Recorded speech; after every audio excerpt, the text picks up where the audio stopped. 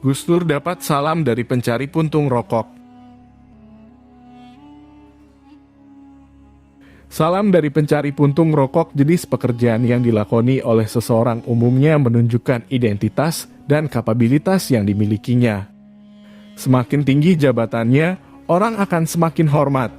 Tapi ada juga orang tertentu yang menjalani pekerjaan demi sebuah tugas besar. Meski dalam pandangan manusia, pekerjaan yang dijalani ini dipandang remeh, bahkan terkesan hina. Tapi sebelum lanjut, terima kasih bagi Anda yang sudah klik tombol subscribe dan like. Saya doakan semoga rezeki Anda bertambah luas dan berkah. Amin. Kisah Gus Dur dengan pencari puntung rokok masih menjadi bagian dari pengalaman pribadi yang dituturkan santri Gus Dur, Nuruddin Hidayat.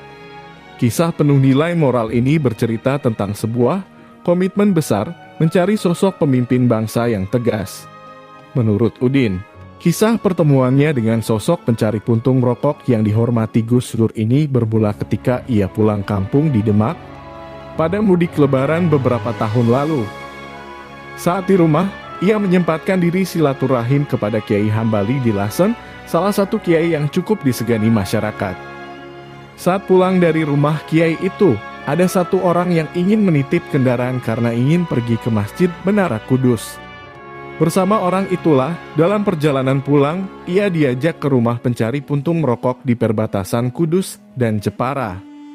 Sayangnya, pertemuan itu gagal karena si tuan rumah sedang melawat ke cucunya yang meninggal akibat kecelakaan.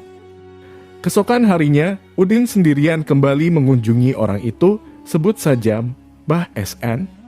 Di kampungnya, ia dikenal sebagai dukun Jawa yang bisa mengobati sakit ringan seperti kerewelan anak-anak karena diganggu makhluk halus.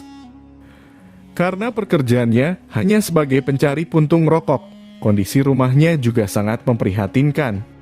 Rumah yang dihuni itu layaknya gubuk, di sebelahnya terdapat sebuah kandang kambing, sebuah sumur kuno, dan langgar yang sudah mau roboh. Dalam pertemuan itu, Udin mengaku dari pesantren Ciganjur, santrinya Gus Dur, dan bercerita panjang lebar soal pesantren dan Gus Dur. Saat pamit pulang, orang itu titip salam buat Gus Dur.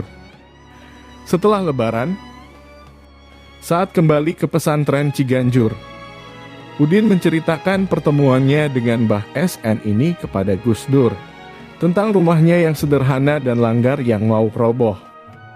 Langsung saja Gus Dur memotong, "Oh ya, ada orang seperti itu di perbatasan Kudus dan Jepara. Yo wis kapan-kapan kita ke sana." Selanjutnya, Gus Dur menjelaskan perilaku orang yang mendedikasikan diri untuk mencari puntung rokok. Niku pendamelane pados tegesan, nek wis ketemu yo mari. Artinya, dia mencari pemimpin yang tegas. Kalau sudah ketemu orangnya, ia berhenti mencari puntung.